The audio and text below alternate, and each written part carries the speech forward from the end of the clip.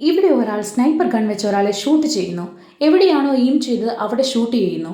അദ്ദേഹം ഷൂട്ട് ചെയ്തതും അവന്റെ കയ്യിലിരുന്ന ബോട്ടിൽ പൊട്ടി അവന്റെ പ്രൈവറ്റ് പാർട്ടിൽ കൊള്ളുന്നു. പക്ഷേ ഇദ്ദേഹം ഒന്നും നടക്കാത്ത പോലെ പുറത്തു വന്ന് അവിടെ നിൽക്കുന്നവരോടൊപ്പം നിൽക്കുന്നു. അപകടം പറ്റി അവനെ ഹോസ്പിറ്റലിലേക്ക് കൊണ്ടുപോകുന്നു. അത് കണ്ടു കഴിഞ്ഞതും അദ്ദേഹത്തിന് ഒരു മനസ്സമാധാനം തോന്നുന്നു.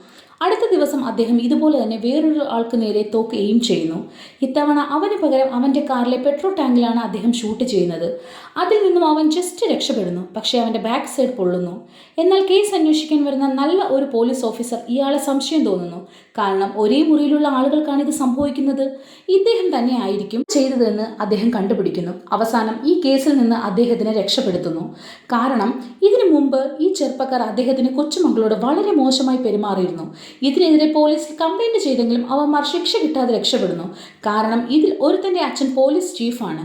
അതിനാൽ വേറെ വഴിയില്ലാതെ ഇദ്ദേഹം തന്നെ കൊച്ചുമകൾക്ക് വേണ്ടി പ്രതികാരം ചെയ്യുന്നു. ഇവിടെ പോലീസ് ഓഫീസർ ചെയ്തത് ശരിയാണെങ്കിൽ നിങ്ങൾ ലൈക്ക് ചെയ്യുക, മുത്തച്ഛൻ ചെയ്തത് ശരിയാണെങ്കിൽ നിങ്ങൾ സബ്സ്ക്രൈബ് ചെയ്യുക. നിങ്ങളാണ് ഈ സ്ഥാനത്തെങ്കിൽ എന്ത് ചെയ്യുമായിരുന്നു?